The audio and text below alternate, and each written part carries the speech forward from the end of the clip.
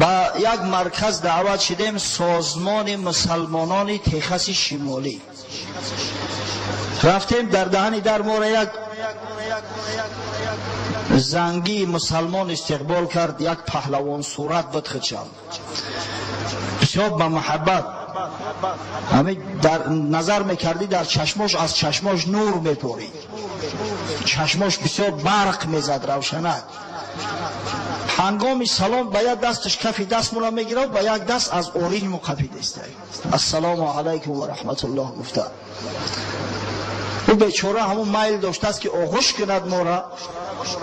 زیرا ما از بین مسلمان ها آمده ایم، از مملکت اومدیم که الحمدلله 97-98% مسلمان و اهل اسلام هستند. به هر وجه و صورت اونا در مملکت زندگی میکنن که 98%ش غیر مسلمان هست. اما از بس که در بعضی مردم عادت نیست، اما هنگام آخری همدیگر را در آغوش کشیدن، از همین خاطر بیچاره دو دیله شده بوده است. با 4 نفر مو سلام کرد، نفر پنجم و ایشانی نعمان خانی استراوشنی را، و هم قدش بلند مثل همین قدی برادری مسلمانی زنگیمان، هر دوش آغوش به آغوش شدن. خطی او گفتیم انشاءالله قوم تا پیدا کردیم. داخل شدیم، درباره فعالیت سازمانش صحبت کرد، درباره مسجدها گفت ما 18 امام در گرد خود جمع آورده ایم. خطیبای مسجدها را بسیار ورزیده هستند. الحمدلله که تبلیغ به طوری باید و شاید رفته ایستاده است، به یک ذوق، به یک مراق. سوالهاش کردیم درباره انکشاف اسلام، زیاد شدن شماره مسلمانان در امریکا. گفت الحمدلله روزافزون زاید شده ایستاده است. روزافزون اگر زمانهای پیش اساساً از حساب زنگی ها میشد، امروز مردمی اسپانیول اصل، کسایی که اصلشو اسپانی است، زبان مادریشو اسپانی است، بسیار میل رغبت به اسلام ظاهر نموده ایستادند و مسلمان شده ایستادند. بسیار به محبت گپ زد.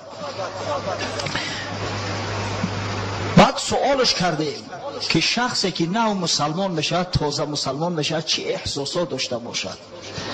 گفت الحال شما در نزد یکی از همون تازه مسلمانان شیشته اید. منم گفت پدر مادرم نصرانی بدن،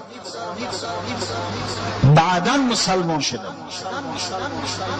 به حقیقت اسلام دریافتم، از همین خاطر خداوند هدایتم کرده، اسلام قبول کردم. قصه کرد که ما زمانهای پیش از بس که حقوق زنگی ها زیر پا بود، حقوق زنگی ها رعایت نمیشد، از همین خاطر هر کسی که همین یک ندای مرگ بر سفید پوستا را میداد، با طرفدارش میشیدیم. ما شنیدیم که اسلام سفید پوستا را محکوم میکرده است، از همین خاطر گفتیم به اسلام از نزدیک آشنا شویم و اسلام را قبول کنیم که ایچی دین بده است، سفید پوستا را محکوم میکرده است. اما در مجلس اول یک برادر، یک مسلمان از سعودی شرکت داشت، گفت شما را در اشتباه انداختید، اسلام هیچ وقت سفید پوست یا سیاه پوست را مذمت نمیکنه. اسلام دین عمومی بشری است. در اسلام نژاد اعتبار نمیکنن، نسب اعتبار نمیکنن، زبان اعتبار نمیکنن، رنگ پوست و مملکت اعتبار نمیکنن. در اسلام تقوا را اعتبار میکنن. هر کسی متقی است نزد خدا او محبوب است. برای ما هیچ تفاوتی نیست که این سفید پوست است یا سیاه پوست، همه بنده های خدا هستند. وقتی میگه در خانه اومدم اندیشه کردم، حقیقت همین است. برای چی ما آزرده بودیم؟ برای آنکه حقوق ما را پایمال میکردن. اگر حقوق ما را که پایمال نمیکردن آزرده نمیشیدیم. پس دینی که در او همه برابر هستند، هیچ نژاد بالای نژاد دیگر ترجیح داده نمیشود، هیچ قوم بالای قوم دیگر ترجیح داده نمیشود، هیچ نسب از نسب دیگر بالا گذاشته نمی شود. همه برابر هستند در پیش خدا و محبوب ها کسایی هستند که تقوای زیاد دارند، پرهیز زیاد دارند. دین حق همو است. از همین خاطر میگن از یام برادر رفتم گفتم اسلام بر من عرض کرد، مسلمان شدم الحمدلله. گفت اهل بیت من امروز مسلمان هستند. امروز گفت مسلمان ها زیاد شده ایستادن، اما ما یک کمبودی داریم. گفت از بس که وسایل اخبار عامه در دست ما نیست، در اکثر حال در دست یهودی هاست. غرض از وسایل اخبار عامه همین تلویزیون و رادیو و مثلا روزنامه و مجله هاست. از همین خاطر بسیار کم مردم از انکشاف اسلام در امریکا با خبر هستند. نمیدونند که امروز در امریکا از همه بیشتر و زیادتر دین اسلام در انکشاف و در ترقی است. اگر ما گفت یک تلویزیون می داشتیم یا که لااقل تلویزیون ها به ما یک اعتناع میکردند در همین باره زیادتر میگفتند، شاید که با مسلمان ها بیشتر و زیادتر میشدن. در یک کار من تعجب کردم. ببینه از امریکا شاید یک 20 برنامه به زبان فارسی پخش بشود. کسایی که آنتنای پارابولیستی دارن میدونن. اما حافظای دیدو، بدگهر، فاسقا هر کدامش به خودش یک کانال دارن. حتی حزب توده ایران، حزب کمونیست ایران در امریکا عمل میکنه. نمیدونم در امریکا باشه در فرانسه باشه، به خودش یک کانال مخصوصی تلویزیونی داره، شبکه داره. برای برنامه های اسلامی شبکه یافت نمیشه. حقیقتا هستن برنامه ها، اما همون برنامه های شیطانی مثل سلام که شب و روز در حق اهل سنت و جماعت تهمت پخش میکند. غرض مقصد یگانه او بدگهران است که بین اهل تشیع و اهل تسنن همیشه یک خلاف باشه، یک ضدیت باشه. پس معلوم است که اینا از کجا مبلغ گذاری میشوند. پس معلوم است که به پول حرام کیها اینا عمل میکردیند. ببینید مسلمان های تکساس شمالی، الحمدلله در تکساس مسلمان ها زیاد بودند، بسیار مسلمان های به غیرت به حمیت هستند. نمیتونن که یک شبکه اسلامی چجای مسلمان های تکساس شمالی یک سازمان بدست مسلمان های امریکای شمالی که مسلمان های کانادا و امریکا را در بر میگرفته است، یگان شبکه ندارن، شبکه تلویزیونی که پخشش کنه. پرسیدم از این برادر که اسم چی است؟ گفت مصطفی. گفتم نامی که قبل از اسلام داشتی چی بود؟ گفت آمین. اما گفت من خودم خیلی فراموشش کرده استم، نامی من مصطفی است. با ترجمان گفتم، ترجمان یکی از مهاجرین افغان بود، برادرای افغان که مدت 30 سال در امریکا زندگی میکرده است. گفتم برای این برادر بگو که اگر چند در اینجا در وسایل اخبار عامه پخشش نمیکنن، اما ما براش وعده میتیم که انشاءالله در تاجیکستان از بالای منابر نامش میگیریم و درباره سازمانش صحبت میکنیم. انشاءالله مسلمانای تاجیکستان از فعالیت، از رفتار و کردار اونا با خبر خواهند شد. همون وعده ای را که در نزد او برادر داده بودیم، امروز این الحمدلله که عزیمه خود ساقط ساختیم. حقیقتا وقتی که میدیدش محبت او را با چه میل رغبت درباره اسلام، درباره پخش اسلام صحبت میکند، آدم به وجد میآید که در وجودش ایمان جوش میزند. با من گفتم به شیخ مصطفی بگو. در جواب گفت که من شیخ نیستم، من سواد کافی ندارم. گفتم برادر شیخ پیشوا را میگن، الحمدلله تو امروز پیشوا هستی، تو مردم هدایت میکنی، تو در چنین سازمان با امام خطیب های مساجد با کار مشغول هستی، با تبلیغ تشویق اسلام مشغول هستی، همین شیخ واقعی تو هستی. الحمدلله. حقیقتا اسلام هر عملی که قبل از او بود حد میکنه، نیست میکنه. ایمان هر گناهی که قبل از او بود حد میکنه. پس این برادرایی که تازه مسلمان شدن، یک زمانی در کفر جهالت بودند، بعدا خداوند هدایتشان کرد و اینا راه درست و حقیقت در یافتند، اینا شیخای واقعی اند، اینا صوفیای واقعی اند، اینا محبای خدا، بنده های خاصه خدا هستند. میسازد که اینا را زیارت کنی، میسازد که اینا را در آغوش بگیری. تبرکان. وقتی بازگشت در آغوشش گرفتیم، گفتیم خوشا به حالت که باور که گفتیم مرتبه و منزلتی تو نسبتی ما که از پدر و مادری مسلمان در سرزمین اسلامی تولد شده ایم به مراتب بالاتر است. زیرا تو با عقل ذکاوت، با کوشش و غیرت، با هدایت الهی اسلام دریافتی. ما از پدر و مادر مسلمان به مشقت اسلام دریافته. امام مسلم در صحیح خود از ابن شماسه مهری روایت میکند: حضرنا عمرو بن العاص و هو فی سیاقة الموت. میگه نزد عمرو بن عاص به بیماربینی رفتیم. عمرو بن عاص رضی الله عنه از صحابه های پیامبر صلی الله علیه و سلم که در سال 7 هجری اسلام آورد.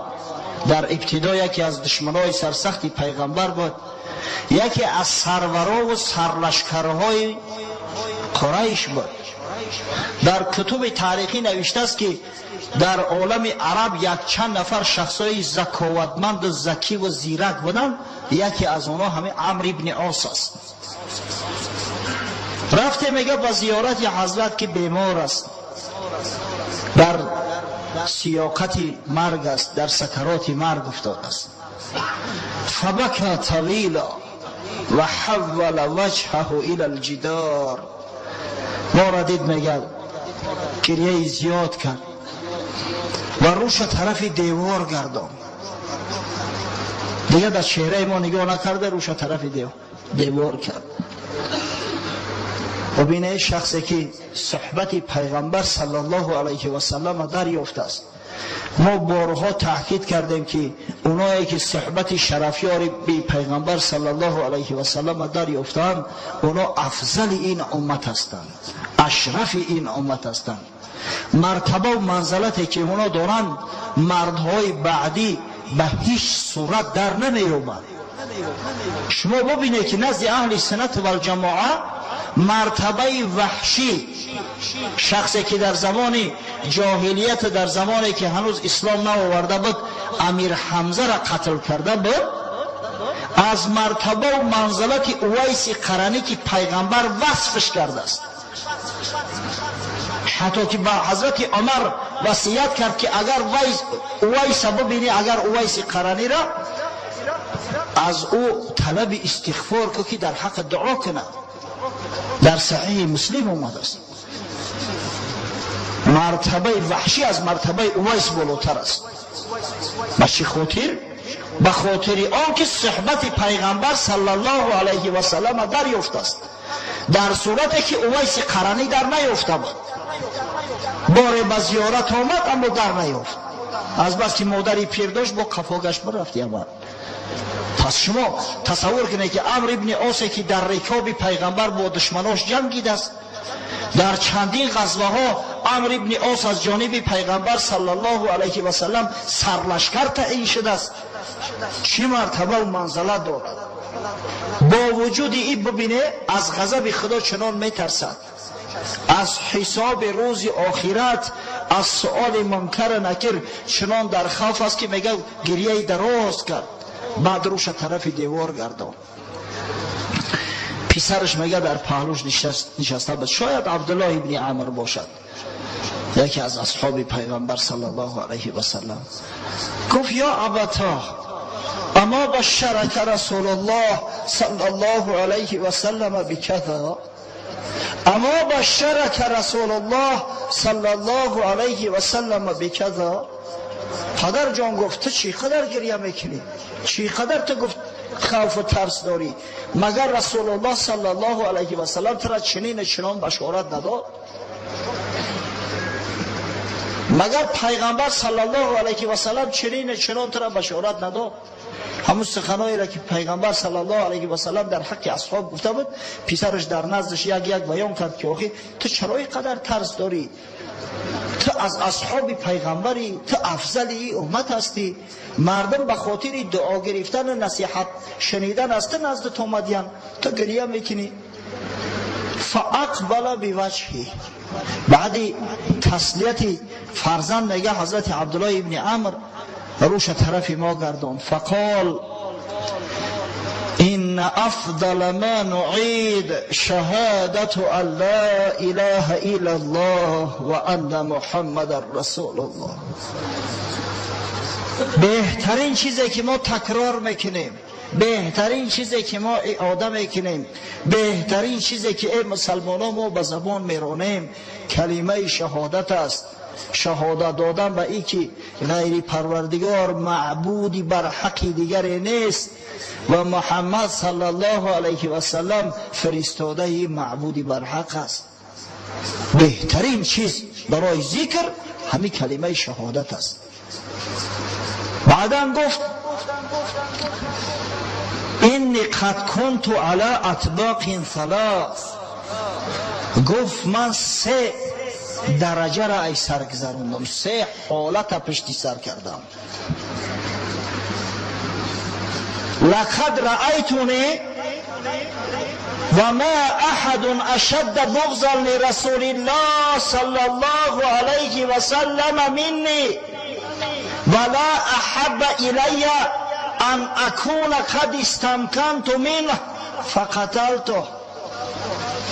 تاریخ خود ما پیش نظر میارم، حیات ما وقت پیش نظر میارم، از من دیده در اول دشمنتر بر محمد صلی الله علیه و سلم کسی نبود. دوست داشتم که یک روز امکان پیدا کنم و این پیغمبر خدا را به قتل برسونم. در آرزو بدم که نوعی کنم پیغمبر را بکشم، قریش از شر او خلاص گردانم به زعم خودش. فلو مت على تلك الحال لکنت من اهل النار. اگر در اون حالت اول میمردم با یقین میدانم که دوزخی میشیدم، دیگه هیچ علاجی نجات نداشتم. کسی که به پیغمبر صلی الله علیه و سلم اگر چی جای آن که دشمنی و قصد جانی او کردن بی ادبی اظهار کنه، وای به حالش که روی جنت نمیبینم. دیروز یک برادر اسلامی مو که در همین مسجد نماز میخونه و من گفت که داملو میبخشی عذر خواست.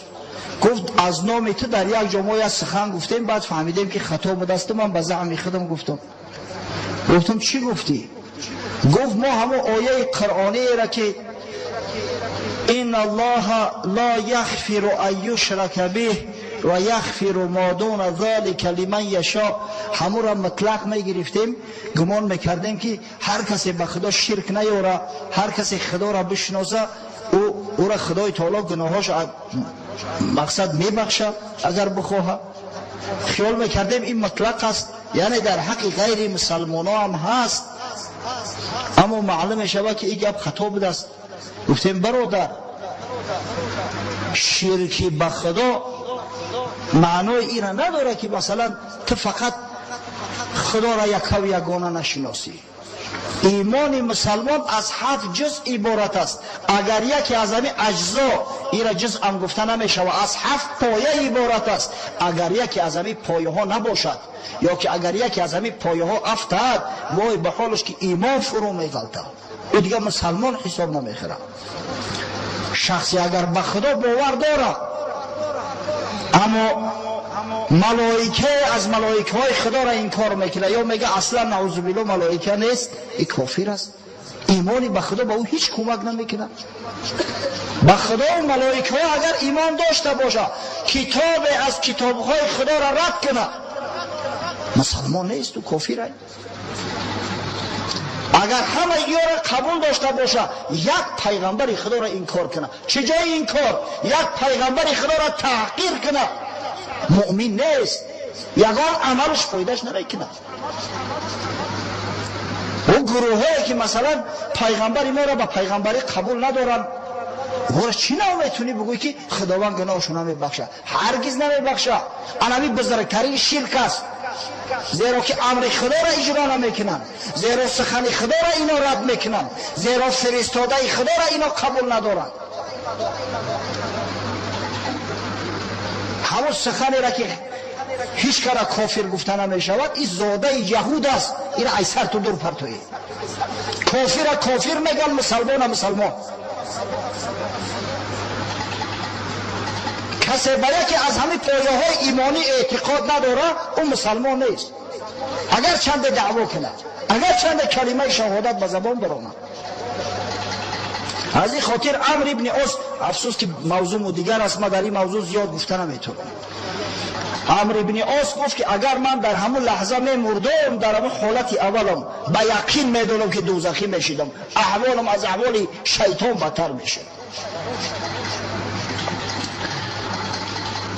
فلما جعل الله الاسلام في قلب آتيت النبي صلى الله عليه وسلم فقلت ابسط يمينك فلأبايعك.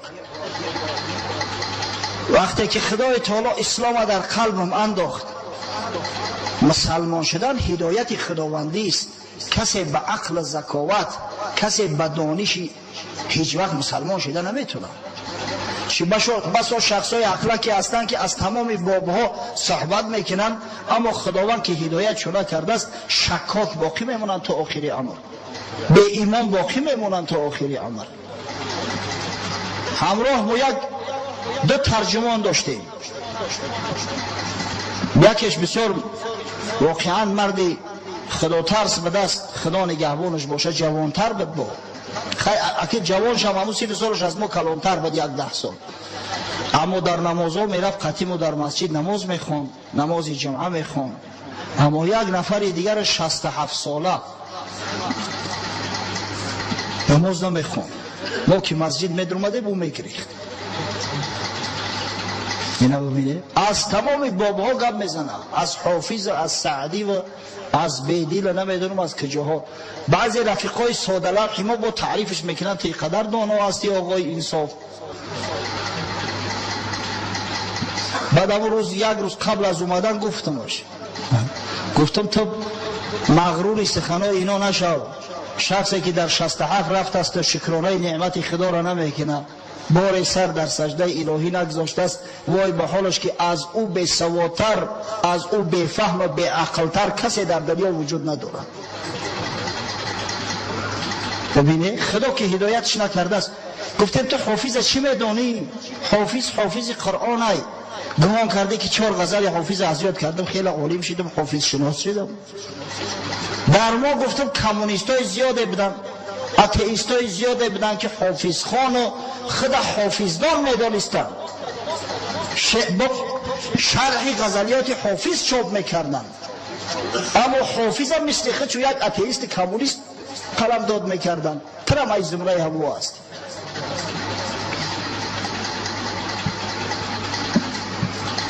وقتی که خداوند میگه این ایمان در قلب من انداخت، نزد پیغمبر خدا صلی الله علیه و سلم آمدم، گفتم یا محمد صلی الله علیه و سلم دست دراز که دستی راسته تا من بیعت کنم، کلمه را عرضه کنم و به تو بیعت کنم، به مال و به جانم، که تو پیغمبر برحق هستی، تو پیشوای ما هستی. حضرت صلی الله علیه و سلم میگه دستی مبارک دراز کرد، فقبضت یدی، من میگه دست ما کشیدم. حضرت گفت مالک یا عمرو، بسیار حلیم بود، دشنامش نداد، چیزش نگفت. گفت ای عمرو چی دردت رسی، چو کردی؟ با خودت اومده که دست دراز کرد بیعت کنم با دست قفا میکشی؟ میگه گفتم اردت ان اشتریتا، یا رسول الله گفتم میخواهم که با تو یک چند شرط بگذارم قبل از او که مسلمان شم. حضرت گفت تشتری تو بماذا، تو چی شرط میخواهی بگذاری؟ مسلمان حقیقی کسی را میگن که به شرط قید امر خدا را قبول داشته باشه. مسلمان حقیقی کسی را میگن که به شرط قید پیغمبری محمد صلی الله علیه و سلم قبول داشته باشه. تو فایده و منفعت دنیوی میجویی؟ عمرو ابن عاص گفت ان یغفر لی، نه گفت من به خاطر دنیا نمیگم یا رسول الله، شرط من همی است که خداوند گناهامو ببخشه، که من گناه زیاد دارم، از جمله برزی دیته مدت 6-7 سال مبارزه ها بردم، حتی بیشتر مدتی 16-17 سال مبارزه ها بردم. اگر خداوند گناه مکی نبخشه وای به حالم. حضرت میگه صلی الله علیه و سلم گفت اما علمت ان الاسلام یهدم ما کان قبله و ان الهجرة تهدم ما کان قبلها و ان الحج یهدم ما کان قبله. ای امر گفت تو مگر نمیدونی که اسلام هر گناهی که قبل از او بود همش حد میکنه، همه را توزه میکنه. وقتی که تو مسلمان شدی خداوند صحیفه های پیشینه تو را همه را کور میکنه، تمام معصیتات خط عفو بالاشو میکشه. تو آیا نمیدونی که هجرت از مکه به مدینه به خاطر مسلمان شدن تمام گناه های بنده را میریزونه؟ مثل که شمال برگ درخت در فصل خزان میریزونه. تو مگر نمیدانی که حج گناهی بنده ها را میریزونه؟ به شرافت حج مبرور خداوند گناهی بنده هاش می آمرزه. تو از همین خبر نداری؟ حضرت عمرو ابن عاص میگه فما کان احد احب الی من رسول الله صلی الله علیه و سلم فما كان احد احب الی من رسول الله صلی الله علیه و سلم. پس هیچ کسی میگه از محمد صلی الله علیه و سلم دیگر برای من عزیزتر نبود، از فرزندان برای من محبوبتر شد. ولا اجل فی عین منه، هیچ کسی از محمد صلی الله علیه و سلم دیگر در چشم من بزرگتر نماند. و ما كنت اطيق ان املأ عینی منه اجلالا له. آرزو داشتم که چشمام آب بتم، چشمام از نگاه پیغمبر، از صورت پیغمبر سیر کنم، اما طاقت دیدن در پیغمبر نداشتم. بعد ای پیغمبر را که یک زمان آرزوی مرگش میکردم دیگه جرأت نمیکردم که در اوش نگاه کنم. مثل که در آفتاب نگاه کردن نمیشد، چشم آدم خیره میشد، چشمم خیره میشد. میگه با شرافت داشت به همین سبب. ولو سئلت عن اصیفه ما اتقت لانی لم اکن املا عینی منه. اگر یک نفر شما حاضر میگه به من سوال کنه که پیغمبر نزد ما وصف کرد که پیغمبر چی شکل و صورت داشت، چی نموده داشت، من میگه وصف کردن نمیتونم، عاجز هستم از وصفش. زیرا بار بصیری پیغمبر را دیده نتونستم، جرأت نمیکردم نگاهش کنم، آب بشیدم. ولو مت علی تلک الحال لرجوت ان اکون من اهل الجنه. اگر گفت در همون حالت میمردم امید است از خدا که من جنتی میشم. به همون محبت اگر من میمردم خداوند مرا داخل جنت میکرد. ثم ولینا اشیاء ما ادری ما حال فیها. بعداً گفت حالت سیم واقع شد، بالای سری ما کارهای آمد، فتنه های در میان اصحاب پیغمبر صلی الله علیه و سلم برخاست که اکنون من نمیدانم که حالی من چی میشیده باشم. برای همه حالت سوم من در پیش خدا چی جواب میگفته باشم. در نظر دارد فتنه هایی را که در زمان حضرت عثمان واقع شدند، در آخر خلافت حضرت عثمان، بعدا در زمان خلافت حضرت علی بین مسلمان ها جنگ و نزاعهای زیاد شد، خونها ریخته شد. همه را در نظر داره عمرو بن عاص که در پیش خدا ما چی جواب میگفته باشیم. اگر چنده که حضرت مجتهد بود، مجتهد اگر در اجتهاد خیش حتی خطا هم که کنه یک ثواب میگیرد، اما ترس بنده های خدا را ببینه در پیش خداوند چی مقدار بود، تا کدام درجه را بود که میگه من نمیدونم که حالی من در پیش خدا چی میشیده باشه. بعد نصیحت کرد فاذا انا مت فلا تصحبنی نائحه ولا نار.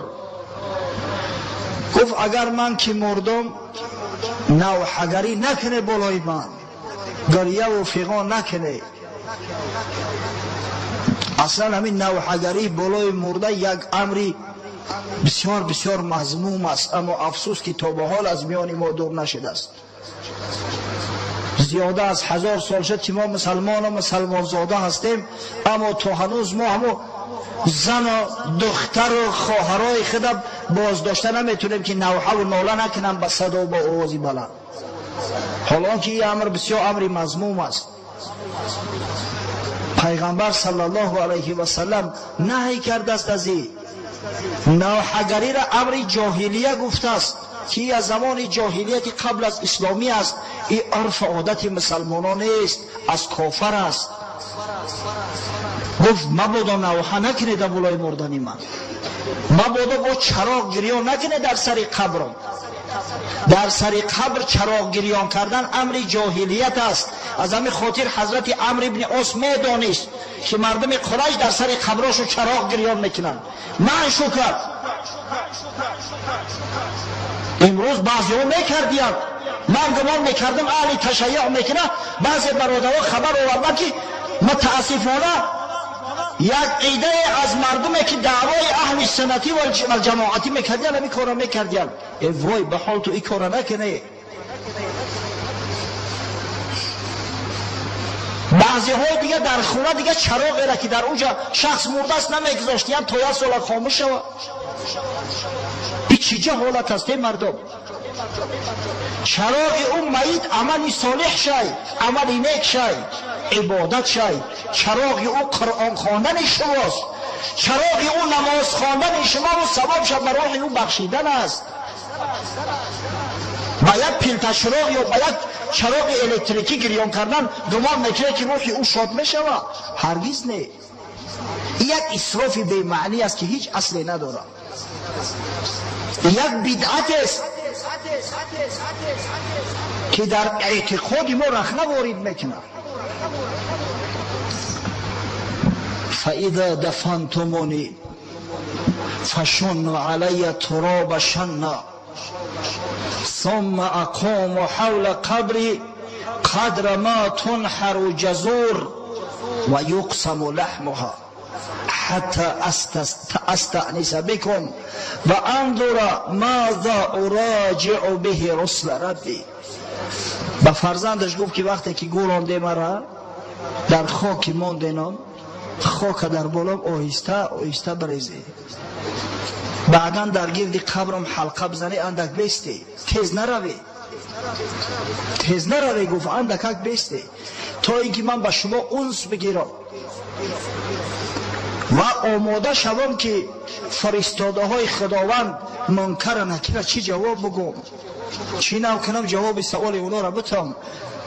همون مقدار بیسته که تخمینا مثلا یک شتر کشته می شود و گوشتش تقسیم کرده می شود، مقداری 10-15 دقیقه گفت بیسته بالای قبرم اندک منتظر شوی.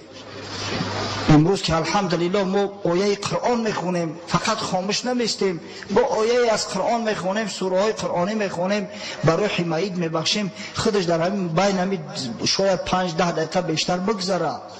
انشالله برای هم میت هم بسیار راحت است، رحمت است، زیرا میت صدای ما را میشنوه، حتی صدای قدم ماندن ما را میشنوه.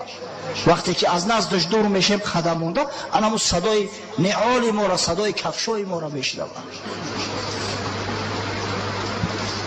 ببینید که این ایمان اسلام چقدر مرتبه و منزله داره که پیغمبر به عمر گفت تو مگر نمیدونی که اسلام همه عملهای قبل از این را حد میکنه؟ ایمان وقتی که شخص ایمان میاره مسلمان میشوه، تمام عملهایی که قبل از این کرده است همه برطرف میشوه. از همین خاطر با او برادر خیر خوش کردیم، در آغوش گرفتیمش که تو تبرک، تو یک شخص مبارک هستی، تبرکان تو را آغوش میگیریم، خیر وداع کردیم و خارج شدیم. این است ایمان، این است مرتبه و منزلت ایمان.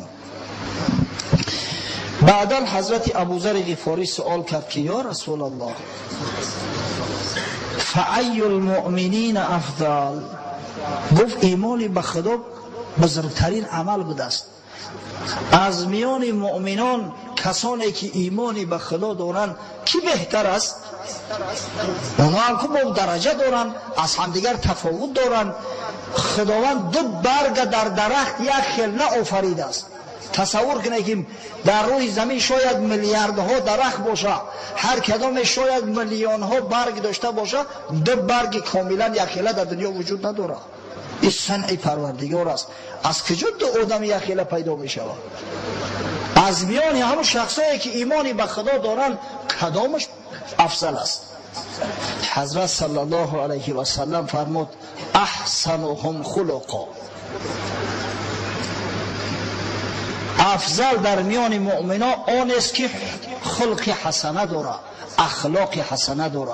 هر کسی اخلاق بهتر داشته باشه، آداب خوبتر داشته باشه، او افضل است، او بالاتر است. ببینید که خداوند در قرآن پیغمبری را که هزارها صفتهای حسنه و خیر داره به صفت اخلاقیش تعریف توصیف میکنه. پیغمبری را که تمام اوصاف را که در حق یک مخلوق گفته میشود در او حضرت بود، اوصاف حسنه، اما با اخلاقش ذکرش کرده است. استعیذ بالله و انک لعلی خلق عظیم. گفت ای حبیبی ما، ای محمد علیک الصلاة و السلام، تو دارای خلق بزرگی هستی، تو اخلاق عظیمی داری. و همین پیغمبر صلی الله علیه و سلم به ابوذر غفاری نصیحت کرد هر کسی اخلاق خوبتر داره، اخلاق حسنش بیشتر است، پس او افضل است در میان مؤمنان.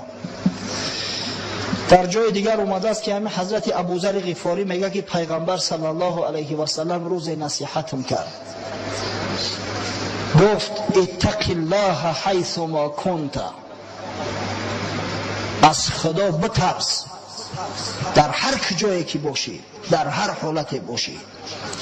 و اتبع سیئة الحسنه تمحوها، وقتی که یک کاری بد کردی، یک کاری ناجایی کردی، در حال بعدی او کاری حسنه که عملی نیکن که خداوند به شرافت عملی نیکت همون گناهی تر محو میکنه، گناهی تر خط میزنه. و خالق الناس بخلق حسن، با مردم با اخلاق حسنه مخالقت کن، با مردم با اخلاق حسنه معامله کن، اخلاق حسنه داشته باشی. چرا پیغمبر صلی الله علیه و سلم قدر تاکید میکنه، چرا امر میکنه؟ زیرا که واقعا توسط اخلاق حسنه جامعه آباد میشود، توسط اخلاق حسنه مردم ثروتمند میگردند، توسط اخلاق حسنه ملک ها آباد میشود. اخلاق حسنه وقتی مردم داشته باشند همه خلق اخلاقشو در حیواناشو سرایت میکنه، باور میکنه. در امریکا یگان سگ ندیدیم بجکا که عادتا همون سگای کلون کلون دارن، پیتبول تریه رو، سگای بسیار بدوایمای کلون هستن، داگ دارن. در ما همون سگکای عروسی خونه سوخته به درجه میجکا که دو گوشت کار میکنن، زیرا خود ما خیلی بی ادبی، خود ما اخلاق خوب نداریم. مردم به حد آرام هستند، به حد بتمکین هستند، قاعده های عادی را به حد رعایت میکنن که تعجب میکنی. نزد سویتافور میای که سویتافوری پیاده راه سرخه، بعضا همون سرخیش تا 3 دقیقه 5 دقیقه را طول میکشه. در اوجا سویتافورا مثل ما عادی نیست که همون راهی راستش سبز شود و این طرفش سرخ، نه، اوجا همین با همون طول با عرضی راه با پهنی راه سویتافور کشولای، هر یک پلاسش به خودش یک سویتافور داره. همین خاطر بعضا میبینی که سویتافور سبزی کوچه کلام گریان شده است، تو هم باید بگذاری قطیشو ای تو سرخیست دادی، زیرا هم ماشینایی که از دیگر پلاسا گردش میکنن هموارم به اینوبت گرفتیان، هموارم در نظر دارن. بعد میستی 3 دقیقه و 5 دقیقه، ما صبر و تحمل ایستادن نداریم. میاین راه خالی های یگان ماشین نیست، سویتافور سرخی میسته 3 دقیقه. ما رفتیم ملاقای تاجیکستان ها که یک خلال از اخلاق حسنه گپ میزنیم، 1-2 دقیقه میستید حوصله سر میره، میبینی که یگان ماشینیست میگذاری میره. همین فعل بدی ما به بعضی مردم هم سرایت کرد. نگاه کردم که یک نفر دو نفر شما به توقتی میکنن قطیمو میگذارن. پس بر همین خاطر است که پیغمبر اینقدر تاکید کرده است خلق حسنه. باور کنه قسم به خدا در شهر نیویورک ما دیدیم در همون لبی دریا یک ماینه در دهنش یک پاره نان خورده است بلوچکه بود چی بود، در پهلوش یک گندش که دیگه شیشته هم کنده خورده است. ماینه همون را از پیشش پیش نمیکنه، همه را باور میکنه. در من موسیقی همون چونچه قرح نمیتوالی که ماینه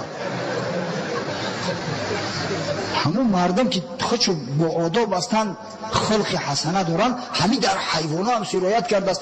آخه خدای تعالی انسان خلیفه خود در روی زمین کرده است، اما حیوانات هم وقتی رفتار و کردار انسان هم ببینند عمل شامل میشود. شما سنجاب در زوپارک دیده اید، در امریکا قریب هر یک درختش سنجاب دارن، میفرویند در کوچه بازی دارن در تای درختو. یگان کودک نه سنگشو میزنه نه طرفی همو میدوه، چنان زیبا هستن. سنجاب اصلا حیوان زیبا هست. ببینید همه تاکید از پیغمبر ما است، اونا گرفتن مملکتاشون آباد کردن، ما و شما در جهالت ماندیم. از تنفقه کنن میزنیم اوینهاشو میشکنیم، نمیدونم چراغا رو بر رگتکه میزنیم میشکنیم، چی در داریم؟ حال آن که این قدر تأکیده که در اسلام شده است برای اخلاق حسنه، قسم به خدا در هیچ حرکت و در هیچ جریان چه جای دین و دیانت ها نیست، همین خیلی گپ نیست. این قدر نصیحتی که علمای ما کردیم در مسئله ادب، در مسئله اخلاق حسنه، باور کنه در گوشه خاطر دیگر مردم نمیگذره. چرا این قدر ما را میگن ما این قدر بی ادب هستیم؟ خود من بعضا تعجب میکنم. 350 آدم از رجیستراسیون سمالیات میگذارن، در 5 متر جاشو کردن، یعنی خیلی لینتا کشیدگی در 5 متر. یگان کس از صف بیراه نمیشوه، یگان کس بالای کسی یک خچه نمیپرتوید. در دوشنبه 40-50 آدم در رجیستراسیون ایستادگی با هم دیگر تلتون بک. همین چیزایی هست که باید ما بآموزیم. اوخی از اسلام ما هست، مسلمان ها تمام عالم تعلیم دادن، امروز ما خدمت ماندیم.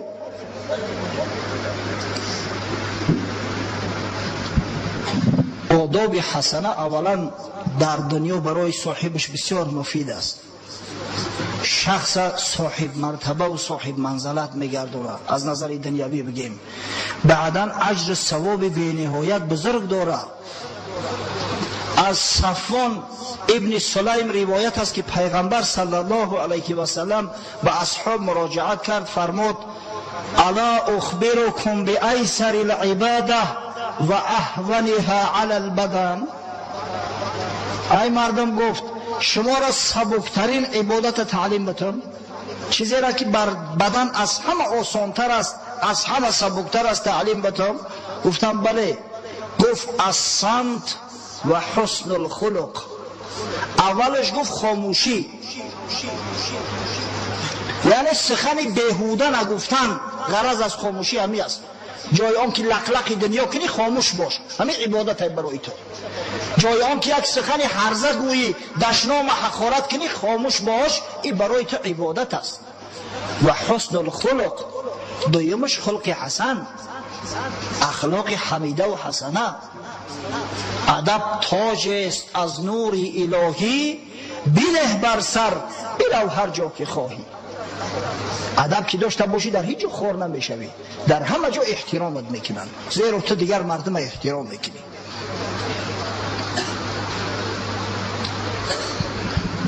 از مادر مو بی عایشه رضی الله عنها روایت میکند امام ابو داود در سننش که پیامبر خدا صلی الله علیه و سلم فرمودند ان المؤمن لیدرک بحسن خلقه درجه الصائم والقائم.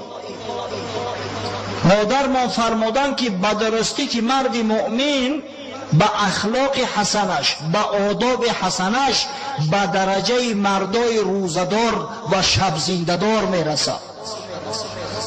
فقط با خلق حسنه، با شرط مؤمن باشه.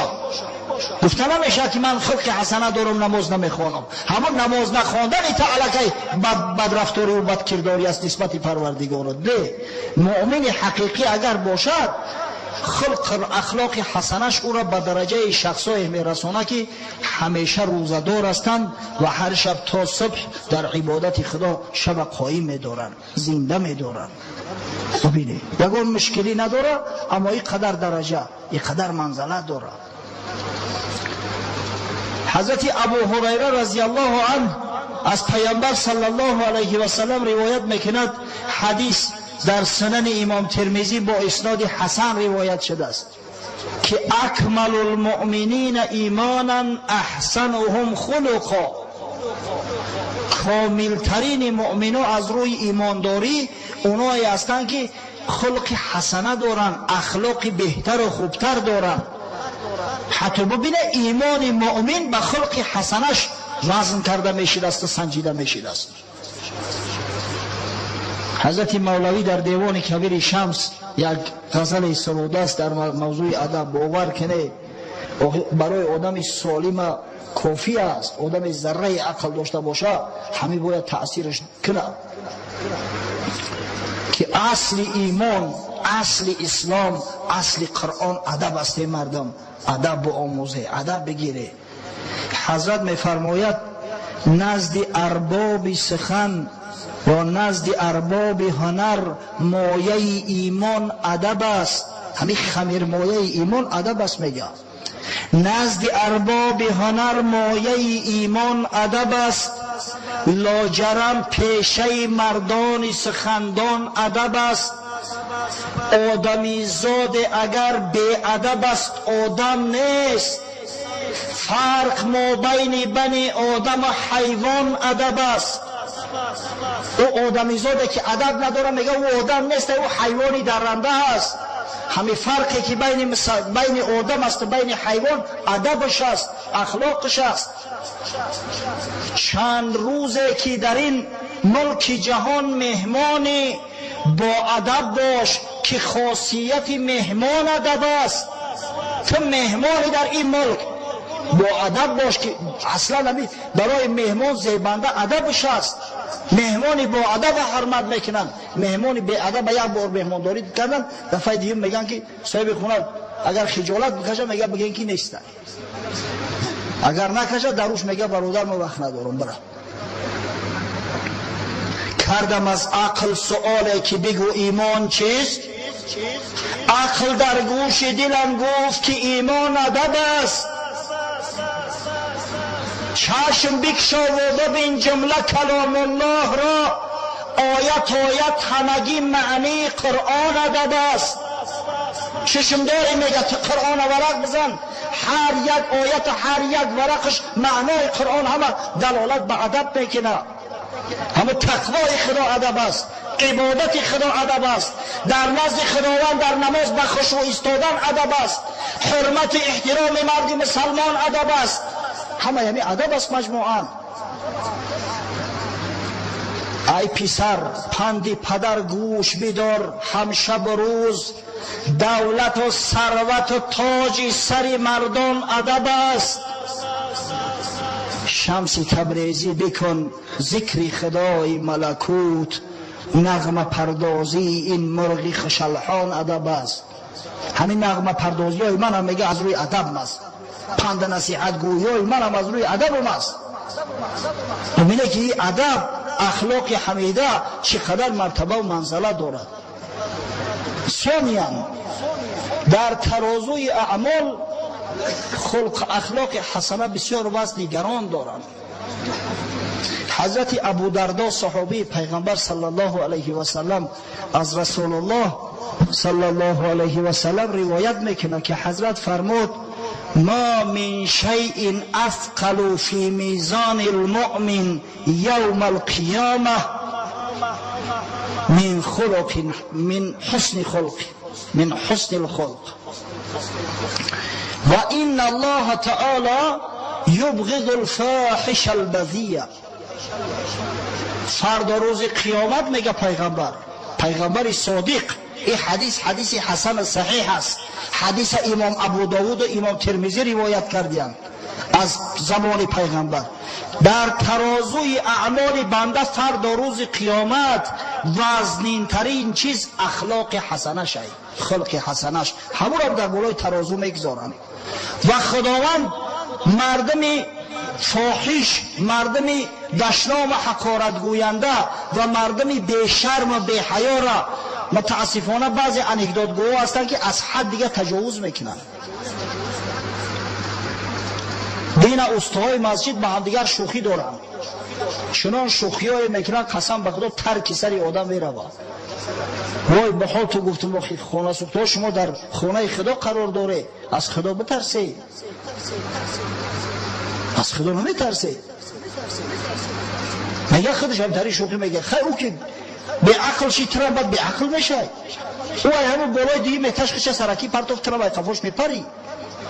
تو نصیحتش کن.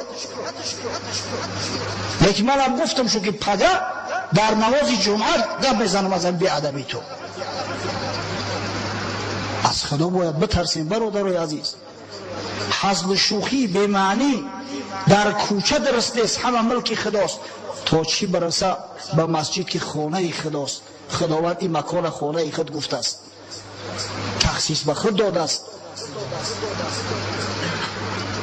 فردا روز خداوند میگه، پیغمبر صلی الله علیه و سلم، همین مردمی بے شرم و مردمی بدگو و مردمی فاحش نفرت داره نسبت شو. وای به حال کسی که به نفرت خدا گرفتار شود، وای به حال کسی که به غضب خدا گرفتار شود. حضرت ابو هریره رضی الله عنه روایت میکنه که سئل رسول الله صلی الله علیه و سلم عن اکثر ما یدخل الناس الجنه قال تقوی الله و حسن الخلق. میگه از پیغمبر خدا صلی الله علیه و سلم سوال کردن که چی چیز از همه بیشتر مردم داخل جنت میکنه، مسلمان ها با کدام اخلاق شو، با کدام کار شو، با کدام عمل شو بیشتر داخل جنت میشوند؟ حضرت صلی الله علیه و سلم گفت دو چیز، یکی ترس خدا، دوم اخلاق حسنه. از همه بیشتر مؤمنان توسط همین دو عمل شو داخل جنت میشوند، توسط همین دو صفات شو. و سئل با میگه سوالش کردن و سئل عن اکثر ما يدخل الناس النار قال الفم والفرج. حضرت سوال کردند که از همه بیشتر چی چیز شخصای ایماندار را داخل دوزخ میکنه، کسایی که دعوای مؤمنی میکنن در دوزخ میافتن، با چی چیز میافتن از همه بیشتر؟ حضرت صلی الله علیه و سلم گفت با دو چیز، یکی به دهان، دیگری به فرج. همین دو چیز حقیقتا آدم خر میکنه، دو چیز آدم ابرو و عزت چه میبرداره، دو چیز آدم خر میکنه. وقتی که دهان پلفته موندی و گپای بیهوده گفتی و مردم آزاری کردی، همین باعث آن میگرده که داخل دوزخ شوی. وقتی سخنای فحش فاحشی گفتی، همه به زبان وابسته است. ببینه اعمال نیک حسنه هم به زبان وابسته است، سخن خوب و قرآن خواندن هم به زبان وابسته است، اعمال بد هم به زبان وابسته است. غرض پیغمبر که داخل دوزخ میکنه یعنی توسط سخنهای فحش و توسط ناسزاگویی هاشو، توسط سخنهای کفر شو داخل دوزخ میشدیم.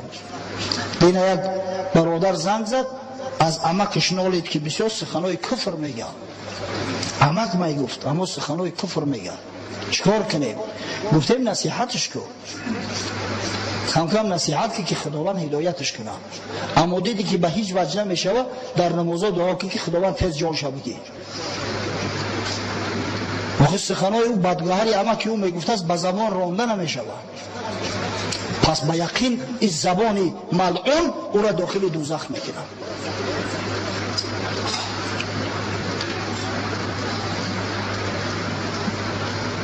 حضرت علی ابن شخیر روایت میکنه که مرد نزد پیغمبر صلی الله علیه و سلم از پیش اومده بود، گفت یا رسول الله ای العمل افضل؟ گفت ای پیغمبر خدا کدام عمل خوب است؟ حضرت گفت حسن الخلق. گفت خلق حسن، اخلاق خوب. این بیچاره اخلاق خوبش گفت این گپی نبوده است، چی است؟ تو با ای طرف راستش اومد بگه. ثم اتاه عن یمینه، با پرسید یا رسول الله ای العمل افضل؟ ای پیغمبر خدا گفت کدام عمل بهتر است؟ شاید گمان کرد که نمیشناسم، از طرف راست اومد. حضرت بار نگاهش نکرده گفت حسن الخلق، خلق حسن. با میگه ای طرف چپ اومد. گفت ای دور که مردم بسیار در اطراف پیغمبر صلی الله علیه و سلم استاد، یعنی ای دور میگه. گفت یا رسول الله ای العمل افضل؟ با همون سوال تکرار کرد. حضرت با گفت حسن الخلق. باری چهارم ای خفا اومد میگه، ای سین خفا موضعش دیگه کرد، با سوال کرد یا رسول الله ای العمل افضل؟ یا پیغمبر خدا کدام عمل افضل است، خوب است؟ حضرت این دفعه میگه فالتفت الی، روش طرف یا مرده کرد. گفت ما لک لا تفقه، کرا چی درد رسیده است نمیفهمی؟ روخی سه بار همین سوال تا جواب گفتم چی درد رسیده است، با سوال میتی. حسن الخلق هو الا تغضب ان استطعت. گفت همه حسن خلق از همه عملی خوب است. معنای حسن خلق ای است که اگر میتونی پیش غضب تا بگی، که در حالت غضب سخنای میگوی، کارای میگوی که شاید که او قدر مقبول نباشه، شاید از زبان سخنای برای که او قدر مقبول نباشه، پسندیده نباشه. هو الله تغضب ان استطعت، یعنی حسن خلق گفت عملی هست، یعنی تو باید غضب نکنی اگر امکان باشه.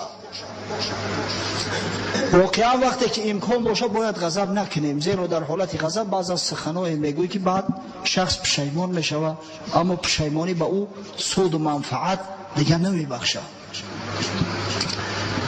مرد واقعی کسی را میگن که در حالت غضب خچه باز داشته بتونه. افسوس صد افسوس که ما هم این صفت نداریم، بسیار مشکل است. راستی که وقت هم به آخر رسیده است، به نظم از نظمهای حضرت مولوی روم انشاءالله صحبت امروزه را خاتمه میبخشیم. اما چنان که فهمیده داری صحبت به آخر نرسیده است، انشاءالله با دوام صحبت هفته آینده با شما میکنیم. حضرت مولوی میفرماید آنیا که با شمع بر میگشت روز، گردی بازار پر از عشق سوز. یک مرد روزانه در دست شمع در داخل بازار گشته است. بوالفضول گفت او را ای فلان هنچی میجویی به سوی هر دکان؟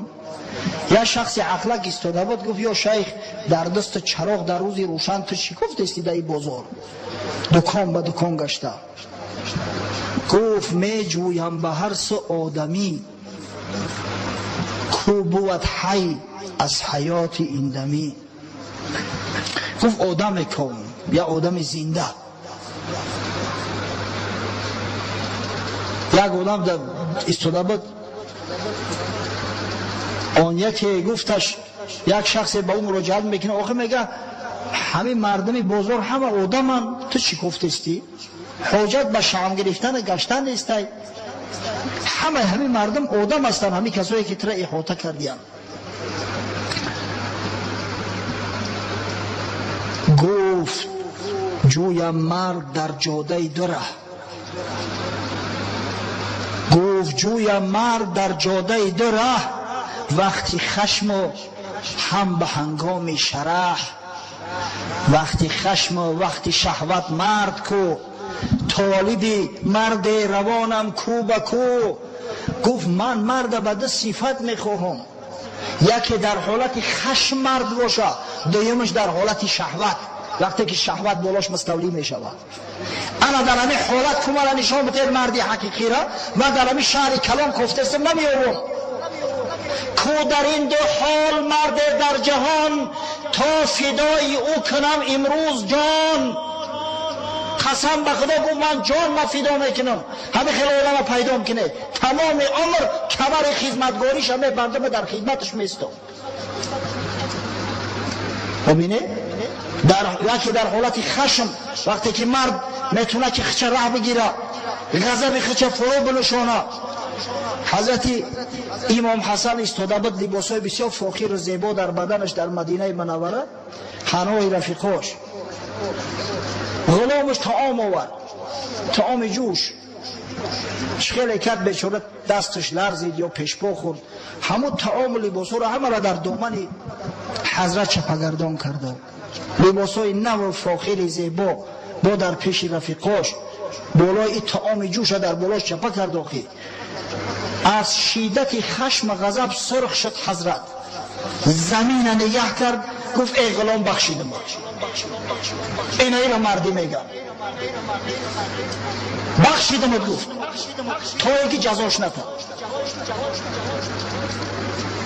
دوم حالت شهوت است. مردی واقعی کسی هست که در همه حالت حرام و فساد نفس خودش باز می‌داره.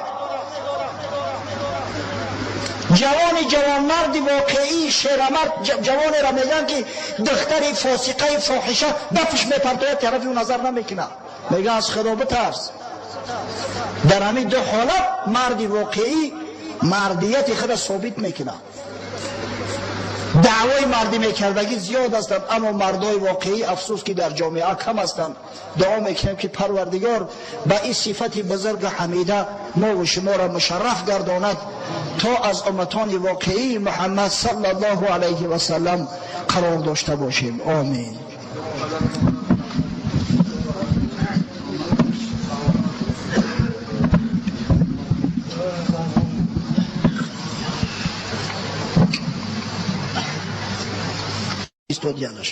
دعای خیر کنه تا که صحت یابد.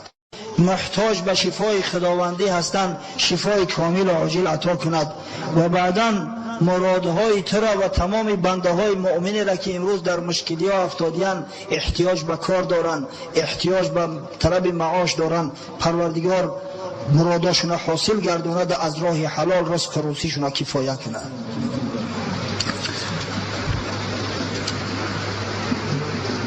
خب یک گپی بسیار عجیب نوشتیان تعجیلی با نوشتیان برادرها را اعلام